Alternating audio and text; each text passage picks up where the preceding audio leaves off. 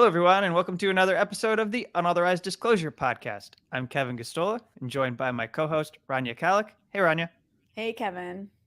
And we're pleased to have back on the show Todd Miller, who he works on the Border Chronicle newsletter. You're based in Arizona, and you do a lot of work covering the U.S.-Mexico border and chronicling life around the border. You're also the author of the book Build Bridges, Not Walls. So welcome back to the show. Thanks, Kevin. Great to be back on here with you both. And you've been very kind to us in the past. You're a longtime supporter of our show. So we're really happy to be able to speak with you. And let's get right to it. I think I listened to the first show you ever did. How long ago was that? Like 8 years ago. Jeez, 8 years ago. Yeah. 9? I don't know. A long time ago. Yeah. Well, I don't know how to take it, but I was able to peek into Spotify's glitzy wrapped thing for our podcast, and apparently we picked up a 25% or like there's some huge segment of our listeners that just come from this year. So I don't even think that like half the people who listen to our show are people who were around 6 or 7 years ago. Yeah. We're like the original podcasters. Our audience, our listeners have changed so much. So let me ask you about this news that's coming out about President Joe Biden's administration and how they're going to fight in the courts for Title 42 at the U.S.-Mexico border, and what that means for the work that you do on the ground around the border. But also maybe we should probably basically outline what Title 42 is, the public health measure that was instituted by under Trump during the pandemic, and then how it's been manipulated in order to facilitate the deportations of people who are seeking asylum. Yeah. So Title 42, when it was implemented, and that was I believe it was on like March 20th, 2020. So right when everything was getting going with the pandemic. And they called for rapid expulsions.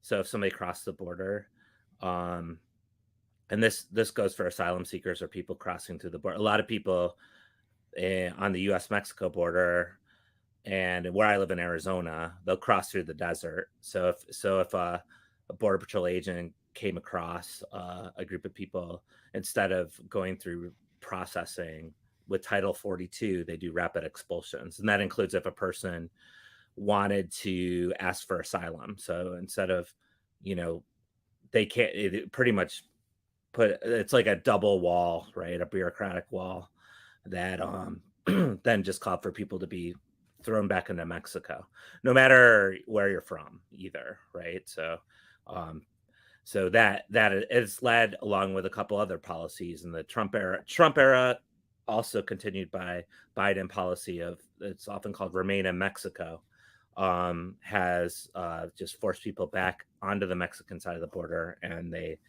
and so people will wait out asylum hearings, or sometimes the hope that one day there might be an asylum hearing on the Mexican side of the border. And that has led to like pretty much, I would call de facto refugee camps in any border city along on the Mexican side. And so Title 42 was I can't remember if Biden, when he was inaugurated, he made all these bold statements, right? And during his campaign in 2020, there was all kinds of huge statements about the border, how he's going to clean up the border, the typical stuff you'd hear from the Democrats, right, around Trump and Trump's wall and Trump this and Trump that and Trump the other thing. And I can't remember. I think he put out an executive order about a number of different things. One was Remain in Mexico, the policy I just mentioned. I think it was more implied. It wasn't an executive order that he said they're going to stop this Title 42, the pandemic era policy that, was blockading asylum seekers. Not only that, it's part of I would contextualize it as part of a broader deterrence strategy policy the U.S. has been using on the border for decades. And this is just another, again, like another obstacle for people. I mean, a pretty significant one at that, and pretty treacherous, and pretty brutal, right, when it comes down to it. And so so that so Biden won. How long ago was it since he was inaugurated? 2 years ago, almost. 2 It's years. almost 2 2, years. almost. Yeah, it's almost been 2 Two, years. it's almost been 2 January. years. A Yeah. lifetime ago? A lifetime ago. Doesn't 2 feel like that, years. doesn't it? Yeah. Yeah. Well, here we are 2 years later, and Remain in Mexico is there, and Title 42. So it was, the judge said you had to stop it, right? Like a month ago. It was there was a ruling saying, oh, Title 42, you have to stop this. And then the Biden administration said, oh no, please don't do it.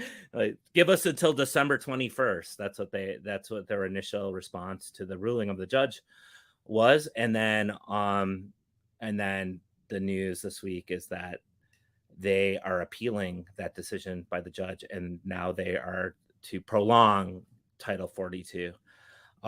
In other words, the Biden, I think I might have called it a Trump era policy at the very beginning. And at this point, it's like, I don't think that's probably inaccurate to say that, because now we're, as we just said, 2 years into the Biden administration. And it's very, and to see the Biden administration wanting to appeal this decision, it definitely seems like it's also a Biden policy at this point. Well, yeah, can you talk a little bit about that? So, like, what happened in terms of the court issue? What's going on here? So the Biden administration is trying to appeal this, like, explain the sort of specifics about that. Yeah, the specifics, unfortunately, the court ruling, the specifics of it, I just know that it's too bad my colleague from the Border Chronicle, Melissa Dobelskaya, is not on with us, because she has written on this extensively. So all I know is, like, yeah, there's a court ruling saying that this thing needed not to, that we had to, the Title 42 had to be lifted.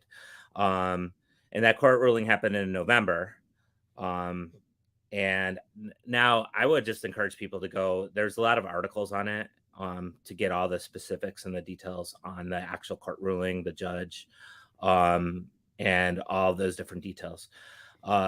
But basically, I mean, the judge said, and there was, and anyone who was paying attention at the time saw there was great jubilation for those, like, immigrant rights advocates, all over social media. There's op-eds written about it and that sort of thing, about the fact that finally this thing's going to be off our backs. And then here we are, I don't like the timeline of the appeal process, what that means. For what I understand, it means that Title 42 will just continue. It'll continue on throughout the entire entire process until some sort of resolution happens. And then for the border under Biden, why don't we get into what it's been like under Biden? As we've seen, I know that one of the things we've talked to you periodically over the years has been focused on the way that surveillance systems are established around the border. And you've been very clear in making the point that what we're seeing is, even though the wall physically may not be built in the way that Donald Trump imagined it in his fantasies, there is this smart wall that President Biden supports and that Democrats support, and that is a bipartisan project that's unfolding. So I guess, what can you describe or outline as we do, assess what the last 2 years have been like in the United States at the border? What kind of projects are in development? Yeah. So, one thing about, when Biden again came into office, or during his campaign, he was like, we will not build one more foot of wall, right? And that was That was a huge thing that he emphasized, his campaign emphasized. And then if you go into the initial documents of how he explained that his immigration and border policy was going to be during the campaign, they had a whole write-up on it. It said, I think one sentence was, "We will not build 1 foot of wall." And by the way, that is not true. We can talk about that too. But the next part, there's a comma, and I was like, oh, you stop at that comma and go, oh, what are you going to do instead, right? What are you going to do instead of, however, I forget how much Trump was paying. It was like $20 million per mile or something like that. Through his term, what are you going to do with all that money now? Like, what are you going to put it into healthcare? What? Like, how could you end it? We're not going to build one more foot of wall, but then he follows that by saying we're going to instead invest that into technology. Hello, everyone. I'm Kevin Gosztola. I'd like to take a brief moment to ask you to become a subscriber of the Unauthorized Disclosure podcast. Just go to thedissenter.org. At the top, you'll see a black button that says subscribe. Click on it, and you'll get options. And for $4 a month or $3 if you become an annual subscriber, you can get access to all of our premium episodes as well as any exclusive content that we post. Now, back to the interview. Like, to go back to your question, the nugget of your question, Kevin, that to understand the wall as one part of a bigger, broader system. And if you talk to the Border Patrol, they call it a border wall system. And that border wall system is composed of a border, they call it border wall, but also agents, armed agents, Border Patrol, and others, and police who they bring into their mission. And then technology. Technology is like a prong, or a pillar, I should say, of that border wall system. So when the Biden administration says, "Oh, we're going to do technology instead of the border wall," well, they're saying they're doing the same thing because it's the same thing, right? It's just the technology is meant to reinforce the border wall. So what we've been seeing over the last couple of years is should probably be way more out there in the world. It's pretty astonishing. About a year ago, I think it was in February of 2022, this year, the DHS released a big article showcasing a robotic dog that they had been testing in El Paso, CBP, Customs and Border Protection, and that was ready to be deployed on the U.S.-Mexico border. So there's a robotic dog, and I use that as an example. With that robo dog, I went to there's an annual exhibition called the Border Security Expo that takes place in San Antonio, and it brings in like hundreds of private companies that are trying to sell their technologies to the border apparatus in the United States and elsewhere, foreign countries as well. The company was there, Ghost Robotics, that had the robotic dog, and the vendor was showcasing that they had the actual dogs there, and they brought the dogs to, like, I was able to do a kind of informal interview of the vendor, and the vendor brought the dog up to me and had it wag its tail like it was super cute or something like that. They had like these antennas on its behind, like that was the tail. And I remember right when when that was happening, another guy kind of stood to my side, and he started asking him. He was using a lot of like kind of military jargon, but he was plain clothes. But he said, can they be weaponized, right? And of course the vendor said, yes, they can be weaponized. And then implying that they were already weaponized on the border. So I asked him, are they deployed on the border? And he said, yes. But then in the same place, I was able to talk to the Border Patrol chief, Raul Ortiz, and he said they weren't, right? So you have that kind of story, like, are they going to be deployed? Are they not going to be deployed? Still unclear if they are or not. But they've been tested. DHS is talking about them. And I think that's, if they're not deployed yet, they will be. And there's a kind of automation of the Border Patrol going on, that it's a UGV, right? With unmanned ground vehicles, they're being used along the West Bank and is in Palestine, Israel, Palestine. They're being used along the Gaza Strip, and in this, they have I remember there's the UGVs, right? That's what they're called, and it's already being deployed in borders around the world, and that when I saw the robotic dog, I then wrote a piece about it for the Border Chronicle, and it pretty much occurred to me while I was writing the piece, this is like Biden's wall, right? This is his wall, this robotic dog. It's what it symbolizes. Now you can see that there's other contracts for other drone systems, like CBP just gave out $1 million or so contract to a company for medium and smaller drone systems, where agents can sit with tablets and control these drones. And so this sort of roboticization, if that's a word, I don't even know if it's a word, automation. Automation. Yeah, automation. I like the robotization. I don't know, but it doesn't come off my come out of my mouth correctly. But automation of the Border Patrol, this kind of amping up of the technology, and those sorts of examples, bringing in camera systems with sophisticated with cameras that can see really far away, like 8 miles away, really clearly. These radar systems, all of that is being enhanced, fortified under the Biden administration. In fact, one last thing before I stop here, there was an Elbit Systems contract that was issued to by CBP. Elbit Systems, of course, is the Israeli company who was showcased their technology that they were using on the West Bank as combat proven, right? In 2013, when there was a request for proposals by CBP, and they won the contract. It was like $140 million contract in 2014.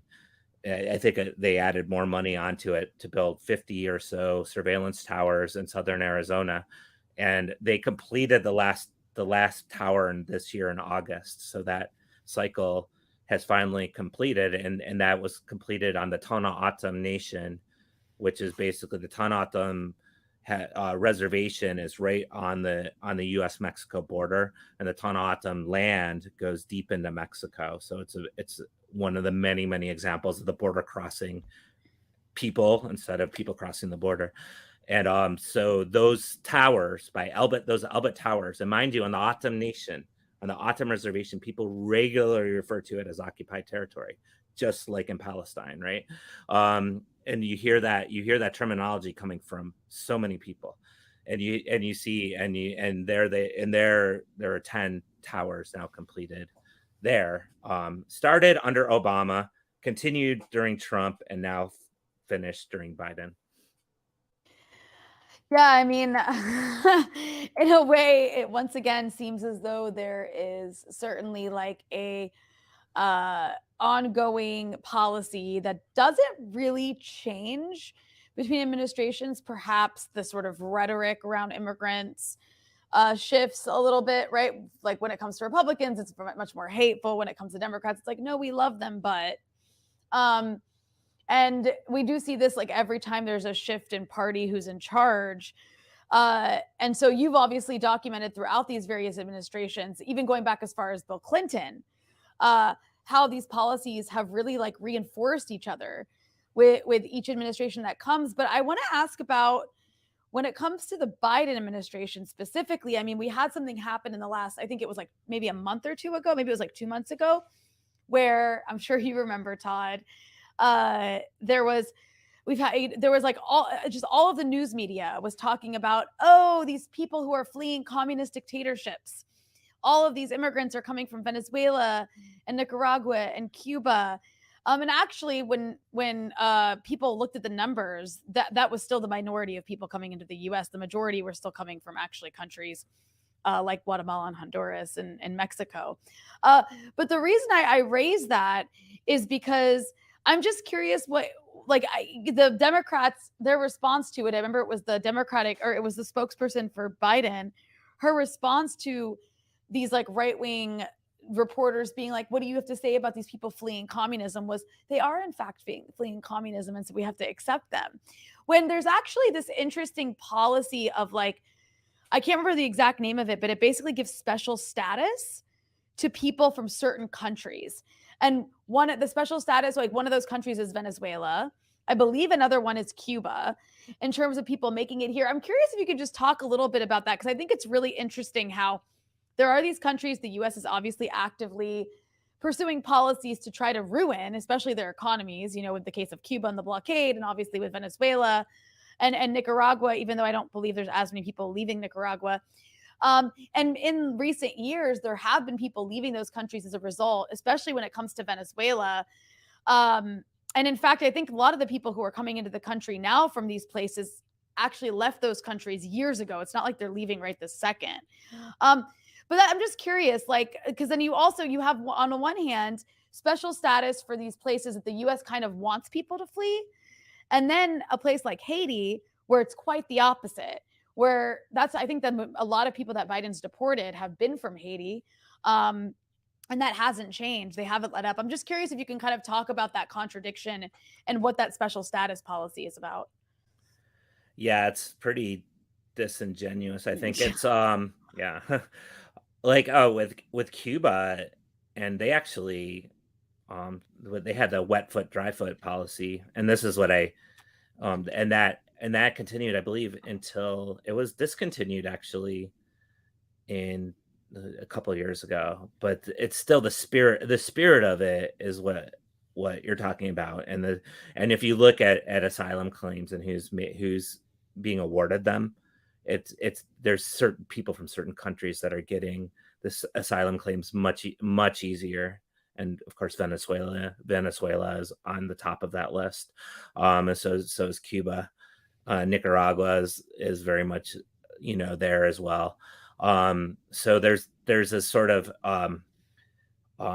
way, if there's a Venezuelan in immigration court versus a Honduran or Haitian, it's almost, it's not 100% by any means, but I don't have the numbers in front of me, but from all that I've heard, and you could see, and I'm sure the numbers will back this up, is that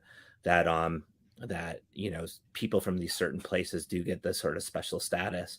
I can't remember if there's a certain name for them, that status or not, and it might apply to individual countries, like the wet foot dry foot policy for Cuba, which is basically, that policy was that if you're from Cuba, you quote unquote can't migrate to the United States. So if you're caught doing so, that you can be, Border Patrol can stop you if you're on the water and then send you back to Cuba. But if you touch ground, then you're home free, pretty much. So if you come in and you get in the United States, everything's good.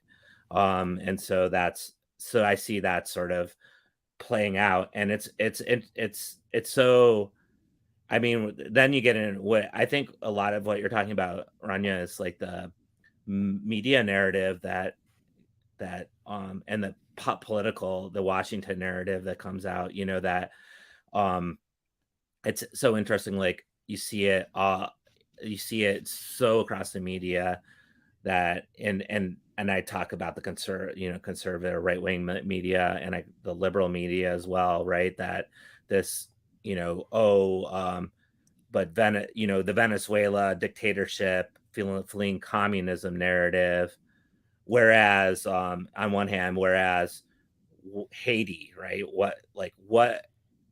They hate like the impositions of the U.S. economic model. Like we go back, centuries really, but you can go back decades to the International Monetary Fund and the World Bank and the impositions of that the sort of United States backed economic policies and how devastating that has been to the rice, to Haitian rice farmers, for example. And even Bill Clinton apologized for it, right? For the kind of free market shift to like opening up the market to Arkansas farmers when he was governor. I guess he was part of it while he was governor of Arkansas, and how that flooded Haiti, just almost like corn in Mexico right after NAFTA, where the borders open up to corporations. This is what happens. Corporations flood into the place. I love that trope, the kind of flood of migrants trope that you always hear, without that other part of it, the flood of corporations and corporate power and whatever going into different places, imposing economic models, devastating like economies, especially for the poor, or driving people into poverty. And then that sort of narrative is never like, you could look at you can look at Mexico, you can look at Honduras, you can look at Guatemala, you can look at El Salvador, on and on and on, and see how these policies and all these different places have played out. And then with Central, and also the military, right? The Central America is such a recent and such a sharp example of the United States funding, dictators and armies and generals that went in and massacred their people. In Guatemala, around the United Fruit Company, right? That's how it all started, the United Fruit Company. So a big Boston-based U.S. corporation exploiting Guatemalan land and people, get to cultivate bananas and sell those bananas, ended up starting a 36-year-long oppression and civil war in Guatemala. Since it ended in 1996, it's not too long ago, right? There's still so much ramifications there, and none of that is like, when you're talking about immigration from Guatemala, like that stuff should be front and center, right? Like we should be looking at U.S. policy historically and contemporarily, and how, look at how the borders have been open to corporate power and closed to people. And then what we hear, like you're saying, Rania, is how like people are fleeing from communist countries, and that's all you hear about. And which just it's just so disingenuous, and it ends up it's like it's just a narrative that somehow takes hold in the national media, and gets repeated endlessly, and then it just, I don't know, obscures what's really going on, and it actually omits and hides like the communism part. Then you have to talk about the capitalism. That's you have to talk about the capitalism, but then it plays out in policy, like you're saying, and that's the final thing. Plays out in policy, so people coming from certain places are, you're doing that, so you can flee. You are fleeing an authoritarian dictatorship, so now you will be awarded asylum. But you in Honduras, of all places, or some other place where there's, right, like, but you're not, right? So that it plays out into the policy very selectively in that way. This is a good time to segue into a connected but larger topic about what we can do to prepare for these events that are going to spur great waves of asylum seekers and refugees coming to the country from like climate catastrophes. I want to ask you about COP27, but I'm sorry, I can't get this image out of my head after I put it on screen earlier of the Ghost Robotics dog. So I just have to call people's attention. Our viewers, listeners won't be able to see the image, but I had to put this back up on screen, and I found that article you were talking about, Todd, and when you were giving your description, I put some images up there, and I just want to point out that this says potentially a new best friend for CBP personnel in the field. This is from the Homeland Security article that was written, and I guess that's supposed to be the dog's face. It's really creepy looking. But my question, my serious question, is about COP27, and you did some writing on this. This was the climate conference. And, just like almost all these conferences, they come and go and they don't get a lot of attention. Nobody expects much out of them. You get a few weeks to have a truly important discussion about things we could do for those populations, especially ones in the global south. And then people get back to the business as usual, and we don't have any movement. But there is an important point here that we should raise, and it's what we could do for people. And you talk about how there are new and additional mechanisms for financing that could be developed in order to help deal with people who are going through losses and damage from these catastrophes. Maybe you could get into that a little bit. Yeah, if there's one thing about this year's the COP27 as opposed to other years, and mind you, I think what you said was spot on about the different UN summit. There's UN summits every year. Like the Paris Accords, probably the most famous one from 2015, and at the end of the day, that was probably the biggest success that ever came out of one of these summits. And it's not even binding, right? Like that countries can agree to reduce emissions and all this stuff, but at that it's not even binding, right? But one of the more interesting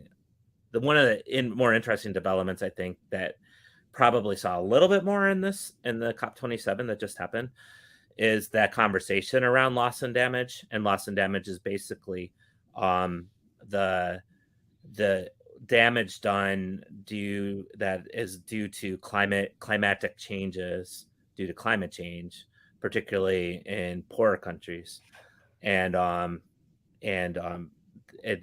loss and damage is trying to find a financial number to then say, oh, that was worth this amount of money. And then the whole idea is maybe to start one of those a loss and damage fund of some sort.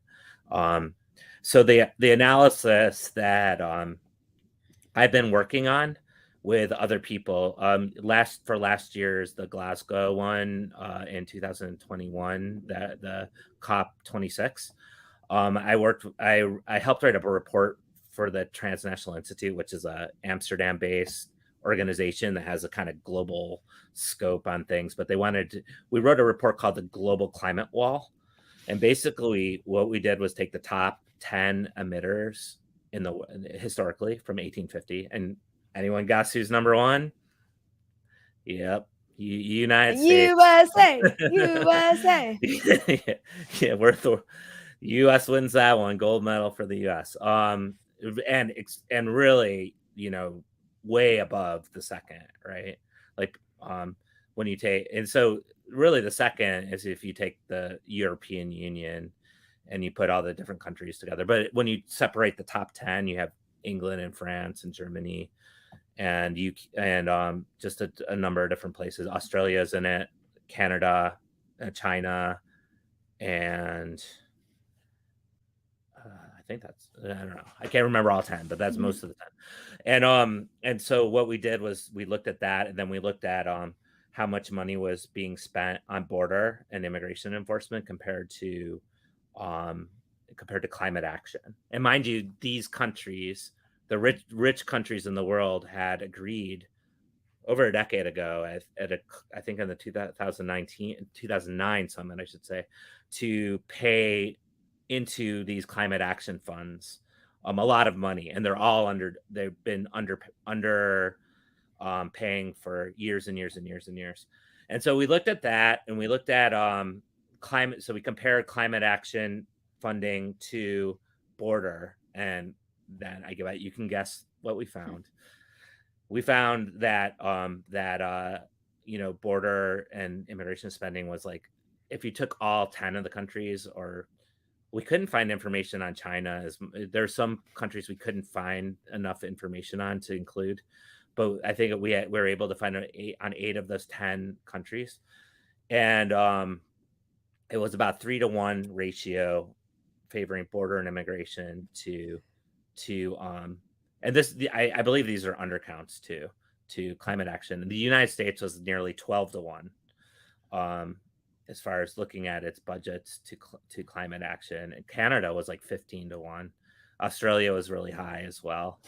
And so the whole premise then was like, okay, and then you look at the forecasts there's displacement already happening at rates.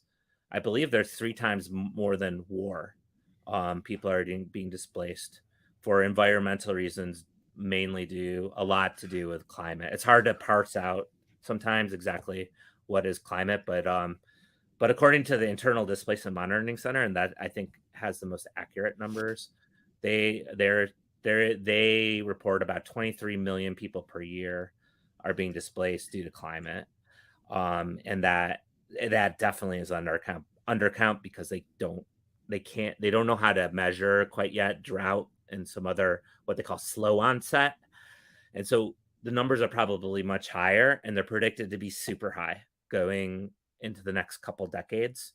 And if you go to 2050, the sort of assessment or the projections range from the World Bank came out with a report saying 210 million people by 2050 would be displaced.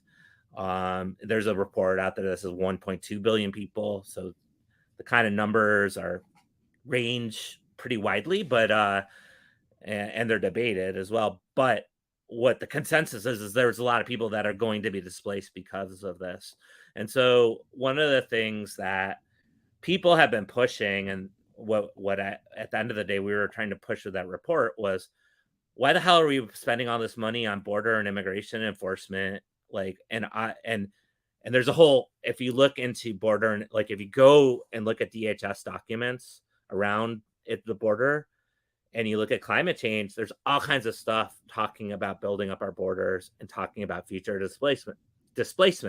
So it's kind of baked in now, the border with future climate displacement.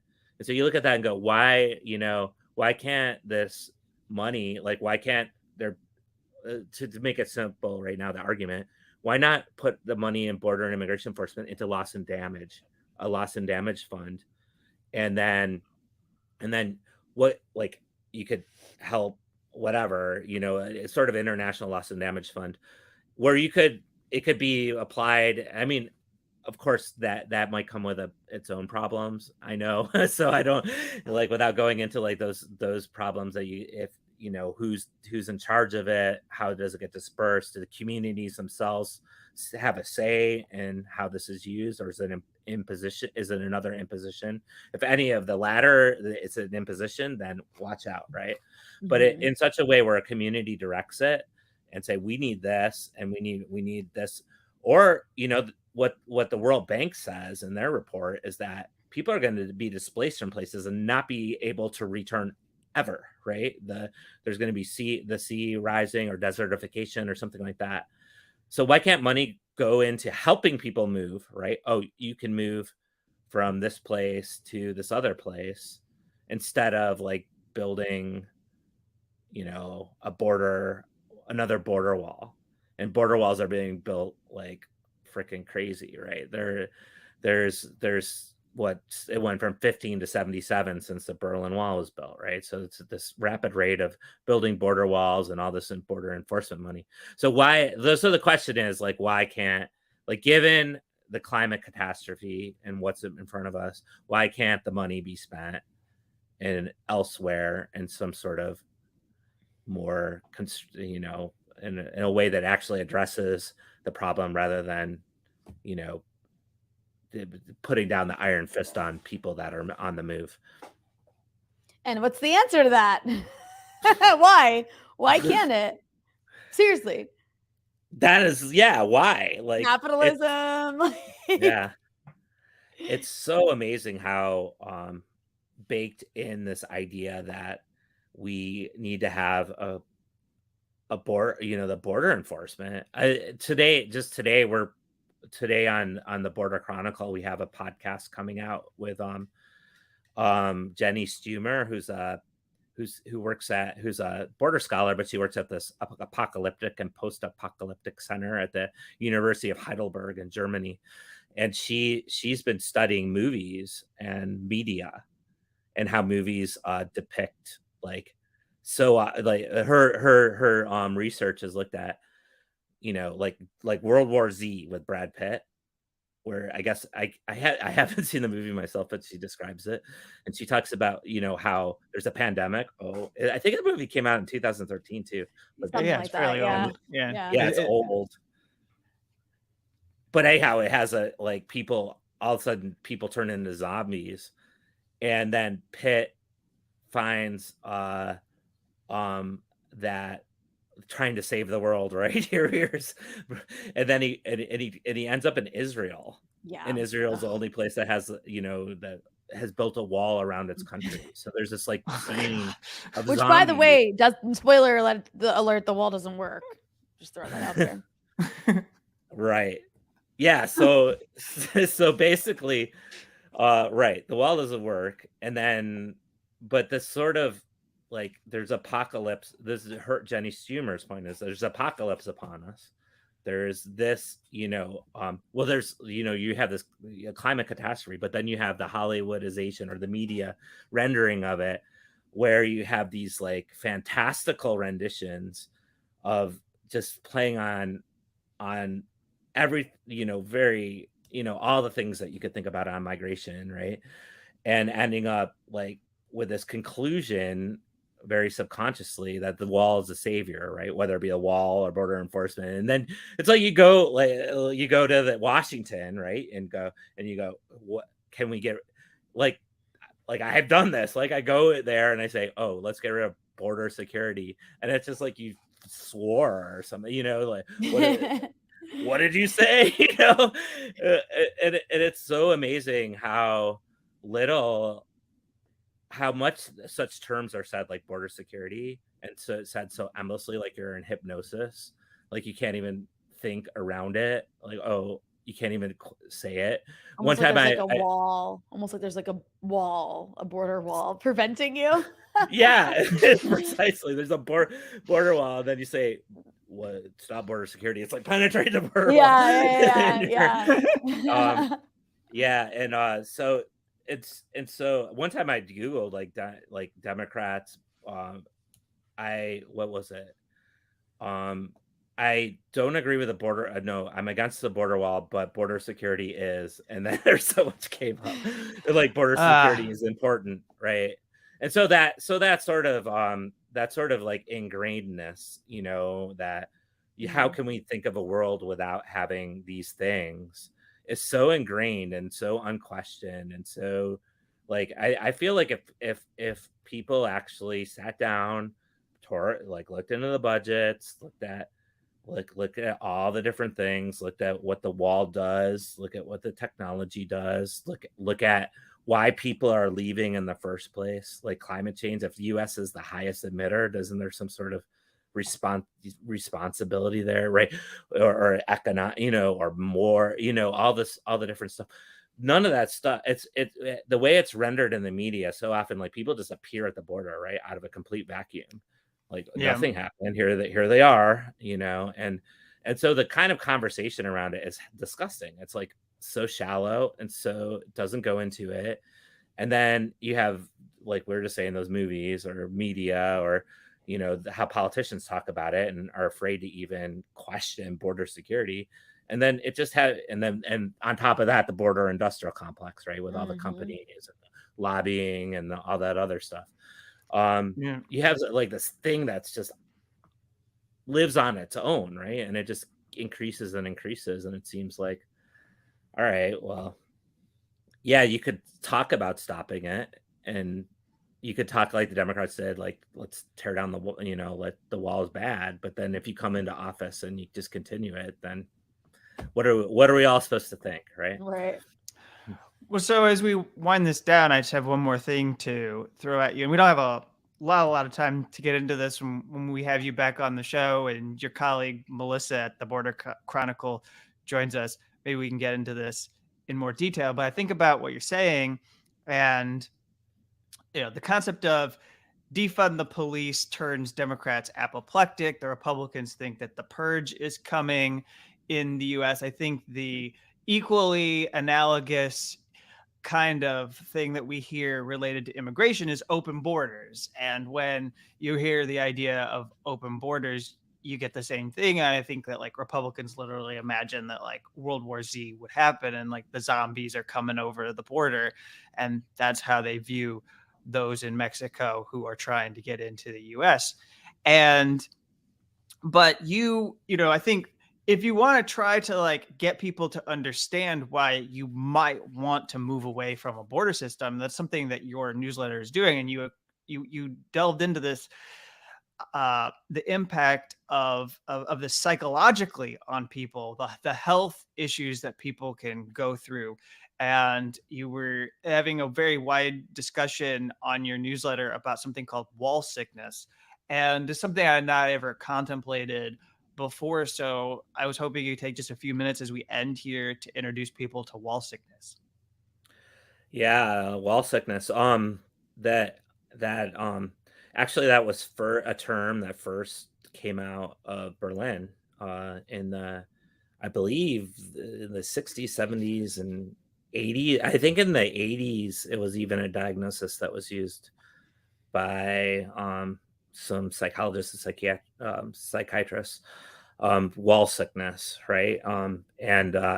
Like the original, like people who would live near the Berlin Wall would describe this feeling of feeling isolated, feeling extra anxiety, feeling narrowness. One person put it, and there's a book that came out called Wall Disease, but I believe the author is named Jessica Wapner. In her book, she talks about border brain cells, like for people living too close to walls. And now, of course, again, when the Berlin Wall fell in 89, there's 15 border walls. Now there's 77, so the increase of border walls and where they are. And of course, where I live, I just go 60 miles to the south and there's a 30-foot wall for me to look at and walk near the houses that are right alongside the wall and the people that have to deal with the wall on a daily basis. And not only the wall itself, the aggressiveness, like the wall is almost this inanimate object, but it's not, right? It's aggressive. What it symbolizes the Border Patrol can go in your house, and they do. They'll do home invasions, and that's extra. And the surveillance, the technology all around, like always having cameras. Like in Nogales right now, that's another technology I forgot to mention. They have an aerostat that was deployed in June, an aerostat surveillance balloon with all these cameras that are right over in Nogales neighborhood. So people walking around, so people talk about feeling watched all the time. And that's, that part of this, I would say like probably enhanced wall sickness that we would describe it as now. And the border brain cells are cells, if I understand correctly, they're like neurological pathways that are overly stimulated by being around this stuff. And then symptoms become manifested as these pathways are more activated. And so this is a part of it. I would like even, I would encourage people to go back to that discussion on the Border Chronicle. It's on wall sickness, because we brought in panelists that went pretty in-depthly into it. And one of the panelists, Kenneth Madsen from Ohio State University, he's done a ton of research on it, and he has all these links to it of they call it wall disorder. There's all different ways of and different manifestations of how it might manifest, how it might come to be. But he has a number of different sources if people are interested in looking more into it. But last thing I want to say about that is that I think it's now at this point, what I've seen, it's way past the border area itself. You could see it the whole thing we were just saying about border security and mentioning in Washington and people freaking out, right? That, to me, that's wall sickness, right? You got wall sickness in Washington, and it's just ingrained in you know, it's like in our discourse of like this perpetuation, this idea that we need a wall, you know, quote unquote, need a wall.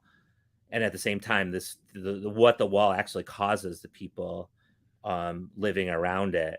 And one last point, Jenny Stumer, and that's the person who is talking about like World War Z, right? And the you know, how it's depicted in the movie The Wall is alleviate like these anxieties, right? And often nationalistic anxieties or white anxiety, you know, those sorts of anxieties that you that are quote unquote solved by building a wall. Well, when in reality, living near a wall or a wall itself is causing all these other just disorders and problems, which offers an interesting sort of paradox to think about.